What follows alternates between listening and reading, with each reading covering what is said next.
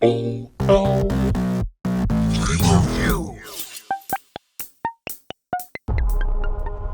Yo, what up y'all, IntraVenus here, back with another episode. Today we are taking a look at a very unique budget handheld that I found on AliExpress for somewhere around $35 is what these are selling for right now. This is MyMini, is what it's mainly being referred to as, though it says mode MyMini game console on the front. I'm not really sure who exactly makes this, but the reason I picked it up was because of that unique stick in the middle. It's got one little analog stick in the middle. This is a very pocket-friendly handheld.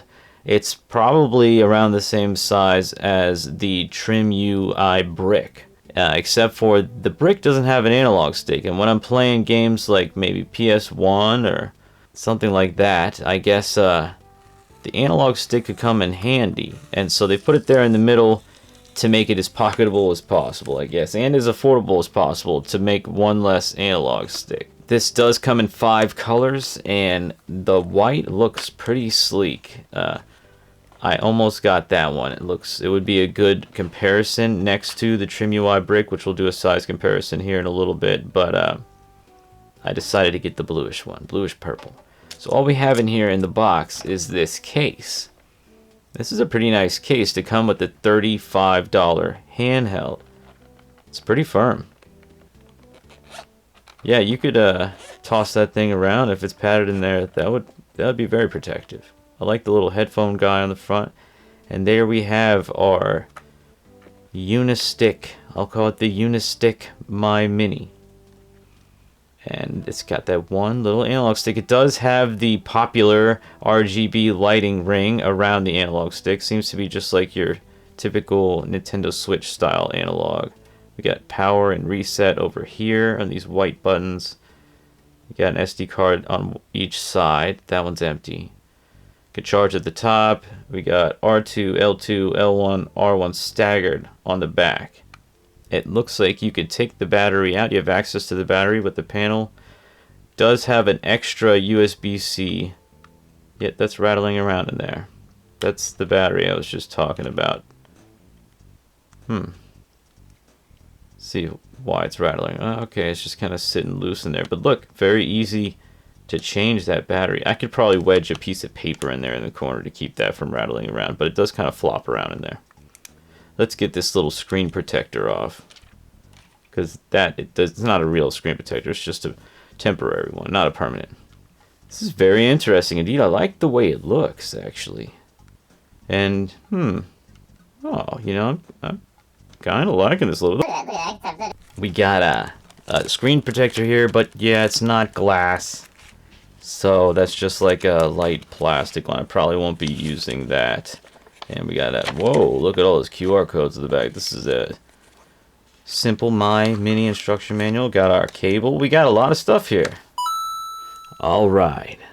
Here we are, a little bit in the future as I've tinkered with this device beyond just unboxing it, as we saw just a moment ago. And I have a lot to say about this, actually. I really, really like it. And then there's a few things that I'm like, but I wish. And so we're going to go over that today. This is, you know, obviously a lot of people are going to say, like, what the heck is that? Why did they even put this here?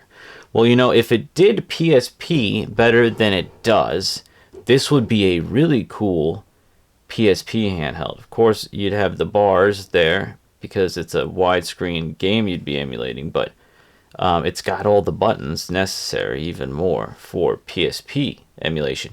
In fact, it could also do N64 really well, control-wise. But due to the power of this device, it's kind of hit or miss. It does have a very nice screen. And here I've been playing some Tony Hawk Pro Skater 3 on PlayStation 1. It runs like a charm. This thing is actually really great for PlayStation 1, and that's where it shines mostly. This is a 4:3 ratio screen, and you could do full screen on all your retro home consoles, like Nintendo, Super Nintendo, PlayStation. All those kind of do that 4:3 aspect ratio, and you could do that full screen here without any bars. Does have a screen that almost goes all the way to the edge. It's got a little bezel there, and it actually doesn't feel bad in my hands. I was quite surprised after playing this a little bit. But there's this. When you're using this and then you're playing these, your fingers, your thumbs might start to kind of rub against each other. But you know, if you're in a pinch and you want to pocket something that has an analog stick and you want this vertical form factor, well, this might be something to spring on.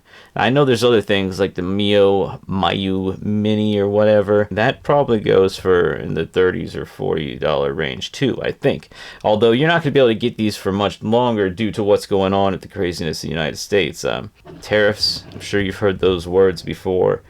These things are going to be a lot more expensive. From what I hear, as long as you get orders in for these type of devices from China before May 2nd, I think, then you should be able to get your devices still without any extra money tacked on. Because after that, well, you know, this thing's going to be like $100. This thing's going to be like 200 and freaking who knows, you know.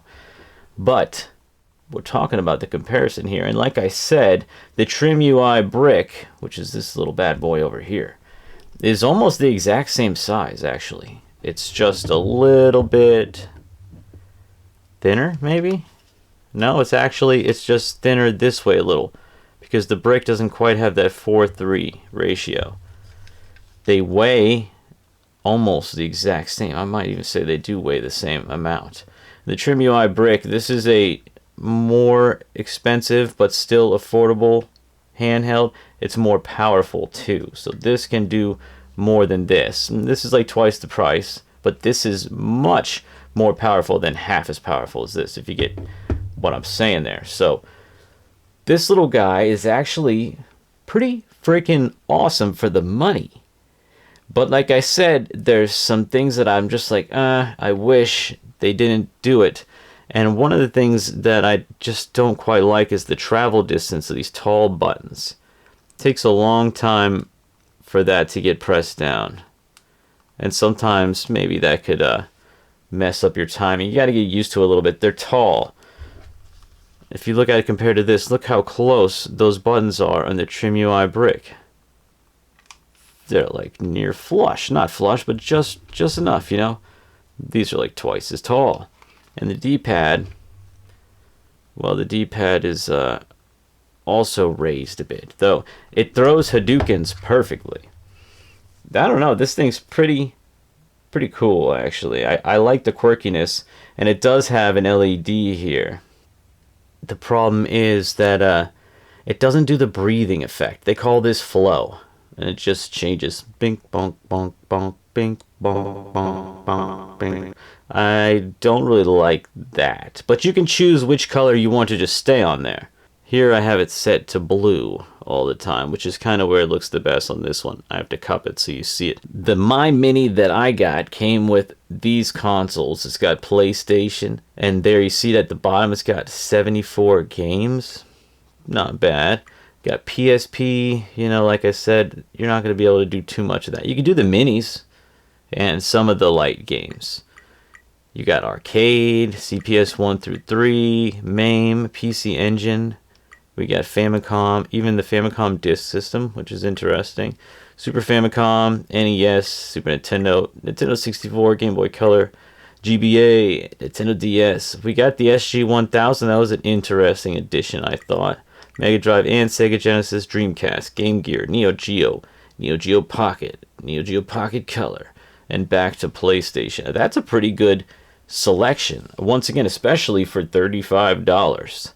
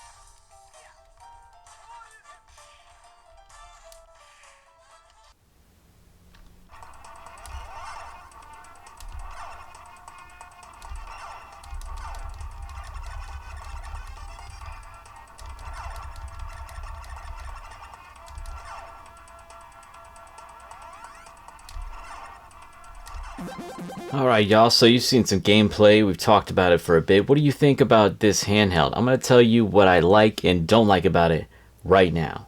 What I like about it is its pocketability, its colors, the options included. The screen, very nice. The shape, and I even like the included Unistick there. Oh, there's another thing I like there too, is this has emulation station built in, and you can just go in and access all of the settings. There's nothing holding you back. That is definitely a pro there. They're all very good things. The things that I don't like are the extremely clicky hard plastic select and start buttons.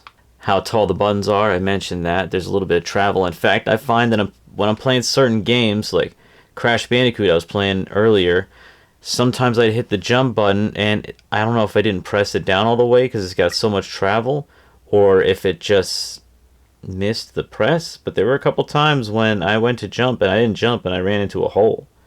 So that's a huge con. It doesn't happen too often to me, but it did happen a couple times. Pretty sure it's because of how tall these buttons are. I almost want to open it up and check out the membranes too. It might be like a really stiff button membrane under there. Maybe that's something I could change. It'd be kind of fun to do. And then I don't like the fact that it is just not quite powerful enough to play Nintendo 64. I mean, it could play a few games, but mostly you're going to get stuttering. It's not going to look that great if you want clean, crisp visuals on here. And for the money, what do you expect? You know, for $35, we got a lot packed in here. And I would say that if you don't already have something like this, and you want to spring on one of these budget handhelds to tinker with, see how far you can push it, how much fun you can have with it, maybe something cheap you can just throw in your pocket, throw in your bag, your car, whatever, this might be a good option actually. So, you know, I'll leave a link for it in the description. I don't know how long that'll be worthy on AliExpress. Things constantly are changing, but, you know, I'd really like it if you'd hit the like button if you like this video and you haven't already. Hit the subscribe button if you're not subscribed. I got a lot more videos coming out. I am reviewing a couple more handheld consoles, strange Chinese consoles, but then I don't know what's going to happen after that because everything's changing up. But I do have this. I have the Bubble coming up. I have one little Super Nintendo style one. And then I got a bunch more Pokemon ROM hacks coming, all in physical form. So if you like that, subscribe, tune in. We'll have a lot of fun here. I'm glad y'all stuck around to the end of the video. And, you know, I'll catch you on the next episode. Peace out. Well, that was just childhood.